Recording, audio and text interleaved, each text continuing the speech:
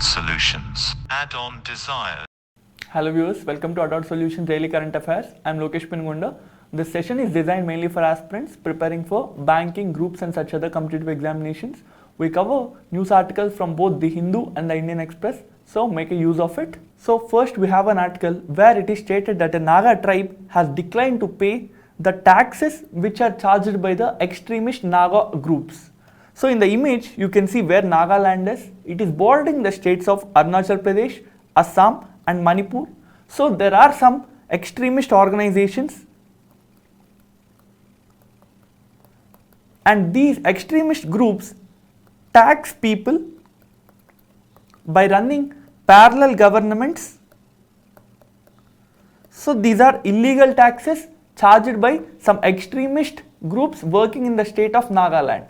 And now a tribe or a community called as Konyak community has declined to pay these taxes till all these groups combine and fight for the people of the Nagaland.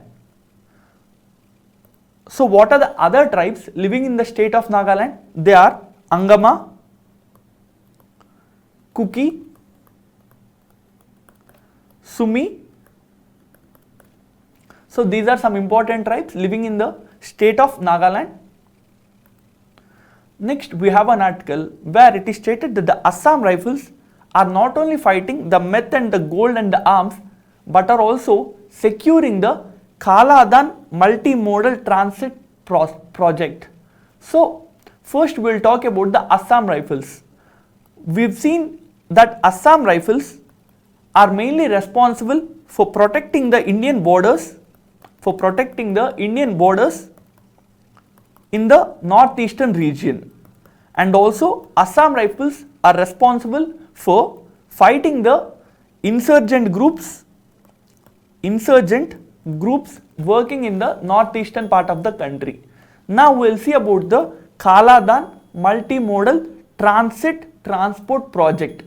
So in the image you can see that the 7 states of the northeast, that are the Assam, Arunachal Pradesh, Nagaland, Manipur, Mizoram and Tripura, they lack a opening into the sea. So because as there is Bangladesh territory which is bordering the Sea of Indian Ocean, we can see that they does not have a direct opening to this water body.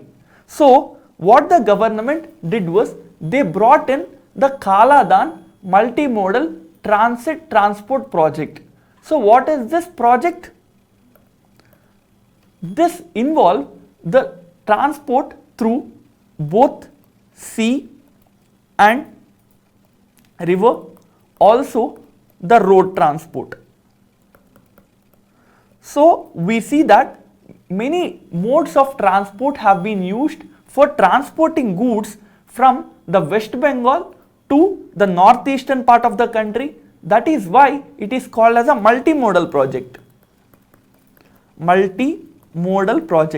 So through this project, the government aims to transport goods from the Kolkata port to the Sitwe port first. Where is the Sitwe port? Sitwe port is in the Arakan state of the Myanmar.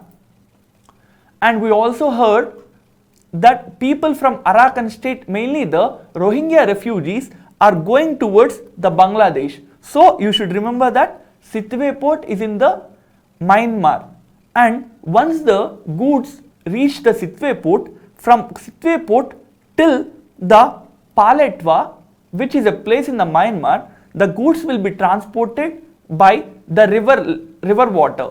So the river water will be used for transporting the goods.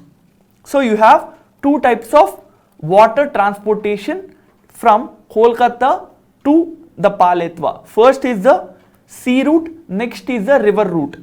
Once the goods reach the Paletwa, from there on there will be a road project, and these goods will be transported from Paletwa to the Mizoram through the highway which is being constructed under this project. So first from Kolkata the goods will reach the Sitwe, and then from Sitwe it would reach the Paletwa, and from the Paletwa it would reach the Mizoram border. So with this we are aiming to we are aiming to increase the speed of the goods transportation and decrease the cost of the transportation.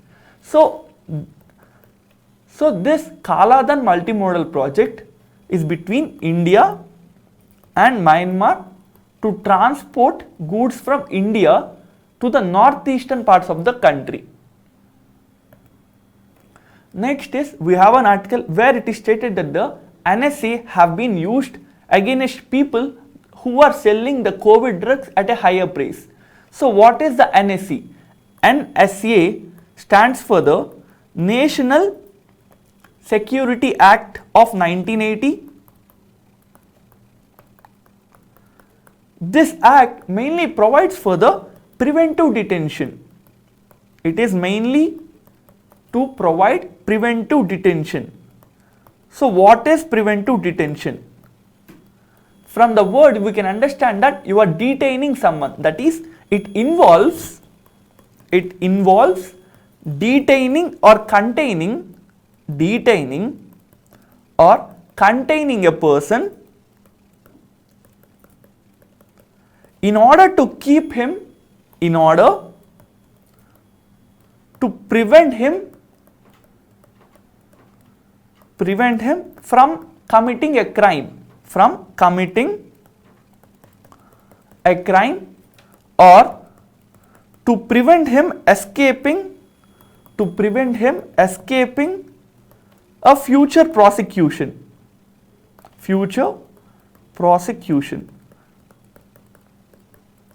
So I'll explain it clearly.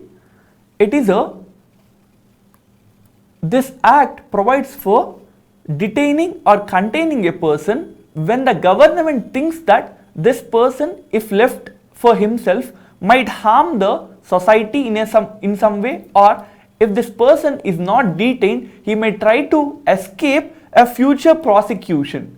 So for this reason, the government will detain him. So NSA Act of 1980 empowers both the state and the central government to detain a person even before a crime has been occurred, or to prevent someone from fleeing away from a possible future prosecution. This is the crux of this act. Next, we have an article where it is stated that the Russian government has banned FBI chief and other US diplomats from entering the country of Russia, and also imposed some other restrictions on the US government officials. So what we've seen is that in the last week, the US government has expelled some Russian envoys and Russian diplomats from its territory. So as a retaliation measure, the Russian government has expelled some diplomats of the US from the Russia. So this is happening between Russia and the USA. Now the Finland government has come out with an offer where it stated that it is ready to host the US and Russian presidents for a meeting to reduce the tensions between these countries. So to reduce the tensions between the USA and the Russia, the Finland government has come out with an offer as to host a meeting between these two countries. Now we'll see where Finland is. Finland is lying near to the Russia, and it is bordering the countries of Sweden and Norway. You can see in this image, it is bordering the countries of Norway, Sweden and Russia. What is the capital of Finland? It is Helsinki. So Helsinki is the capital of Finland, and it is bordering those above three countries I have just mentioned. Next, we have an article where it is stated that nearly 65,000 people has fled a Nigerian town. This is in the wake of extremists attacking this town. Will not go into the detail of this flooding incident. We'll just see where Nigeria is and what is the capital city of Nigeria. In the Western Africa, that is opening in the Atlantic Ocean, we can see the country of Nigeria, marked red color, and you can see its neighbors, that is the Benin, Cameroon, Niger and the Chad. So these are the neighboring countries of Nigeria, and it is opening into the Atlantic Ocean. And you should also remember its capital city, it is Abuja. So Abuja is the capital city of Nigerian country, and you should also remember that this is a part of it is in the western side of the Africa, opening into the Atlantic Ocean.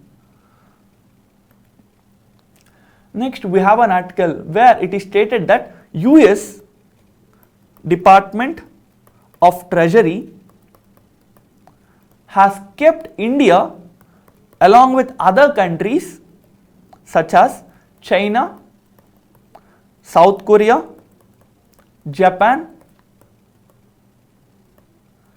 in a list called as the monitoring list. So, when a country is placed in the monitoring list, the United States government officials will take keen observation on these countries' policies and on these countries' exports and imports. So, monitoring list is the term being used for countries placed in this list, and this index or the list is given by the United States Department of Treasury. So, there is no ranking but just a list that will have some countries' names. Next, we have an article where it is stated that the Indonesian country and the Afghanistan country has agreed to buy more Indian sugar. As we have an article where it is dealing with the sugar, we'll see which are the largest sugar exporting countries in the world, and also we'll see which are the largest sugar producing states in India. First, we'll see largest sugar exporting countries. So, largest sugar exporting country is Brazil. Second largest is Thailand. Next, we have European Union as a whole, which will occupy the third position. Next is Australia, and India is the fifth largest exporter of the sugar. This is mainly because though India produces large quantities of sugar, we use large quantity of sugar for local or domestic consumption. So this is the reason why we cannot export much of the sugar we are producing. So this is regarding the largest sugar exporting countries. Now we will see the largest sugar producing states in India. They are, first is Uttar Pradesh. Uttar Pradesh alone accounts for 50% of the sugar that is produced in the country.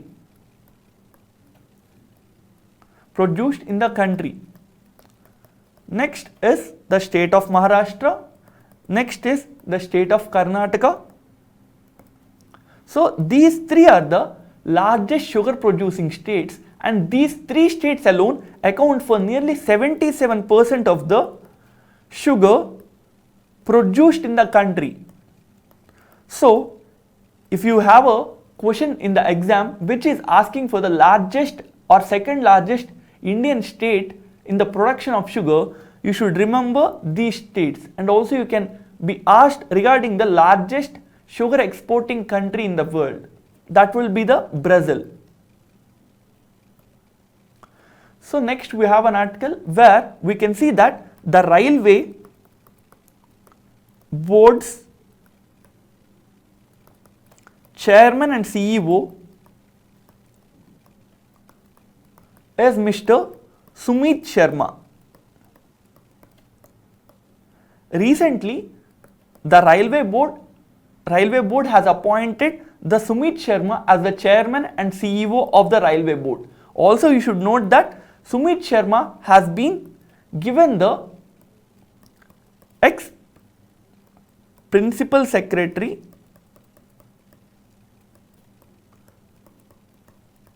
Sumit Sharma was the ex-principal secretary of the government of India, and he has been recently appointed as the railway board's chairman and CEO by the Ministry of Railways.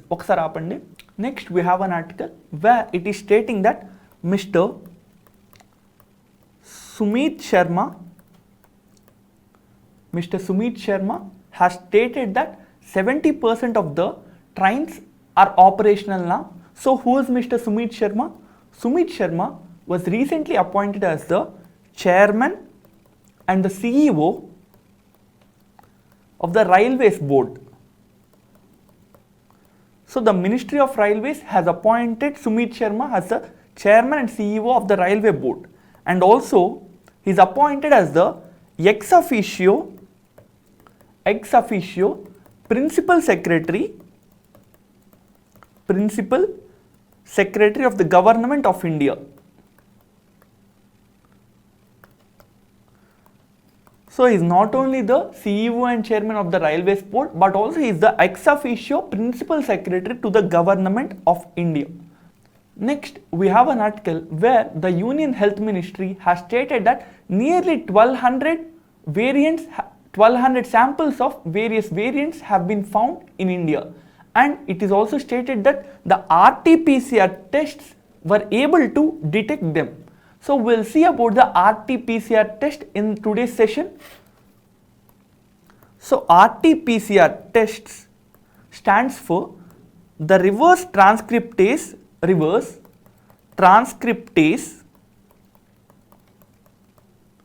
polymerase chain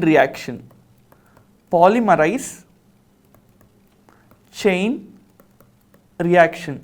So it is the full form of RT-PCR, and now we'll see the PCR or the polymerase chain reaction. This was invented by an American scientist called the Kary Mullis.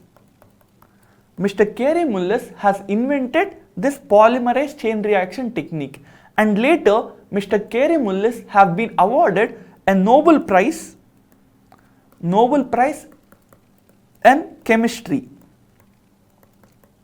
So this is one type of technique to see the variants and to see whether a person has been infected by a virus. Next is, we have some technique called as RADT. What does RADT technique stands for? It stands for rapid antigen detection technique or detection tests. So both the RT-PCR and the RADT test search for the antigens in the body. So if they found any antigen in the body, it means that they have been infected by the COVID-19. So what is an antigen? Antigen is a foreign body. It is a foreign substance or a body that will induce an immune response in the body. An immune response. So let's say this is a person, and a particle from outside has come into his body system, and due to which his immunity system has started to work. So the foreign substance is called as the antigen.